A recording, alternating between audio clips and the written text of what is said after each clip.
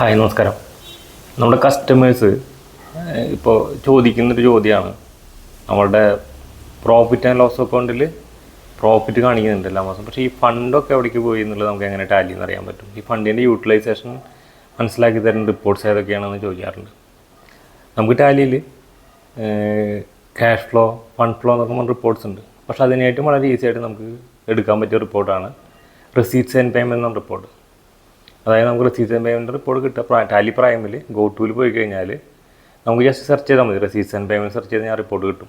ആ റിപ്പോർട്ട് പോയി കഴിഞ്ഞാൽ അതിൽ ഒരു സൈഡിൽ എല്ലാ ഇൻകമാണ്, അതായത് ആദ്യം നമുക്ക് ക്യാഷ് എത്രയുണ്ട്, ബാങ്കിൽ എത്രയുണ്ടെന്ന് കാണിക്കും.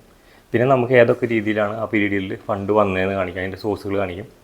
അപ്പുറത്തെ സൈഡിൽ എക്സ്പെൻസുകൾ കാണിക്കും, ഏതൊക്കെ രീതിയിലാണ് ആ ഫണ്ട് നമ്മൾ യൂട്ടിലൈസ് ചെയ്തത്. പിന്നെ ക്ലോസിംഗ് ബാലൻസ് കാണിക്കും. അപ്പോൾ നമുക്ക് ഒറ്റ നോട്ടത്തിൽ നമുക്ക് ഈ ഫണ്ട് വന്നത് കസ്റ്റമറായി നിന്നാവാം, അല്ലെങ്കിൽ മറ്റേതെങ്കിലും വഴി വായിക്കാം, ലോണോ ഓഡിയോ എന്തൊക്കെ രീതിയിലൊക്കെ നമ്മൾ ഈ ഫണ്ട് എടുത്തിട്ടുണ്ട്. ഈ ഫണ്ട് നമ്മൾ കൊടുത്തത് ആർക്കൊക്കെയാണ് എന്നുള്ളത് അവിടെ കാണിക്കും, അപ്പുറത്ത് കാണിക്കും.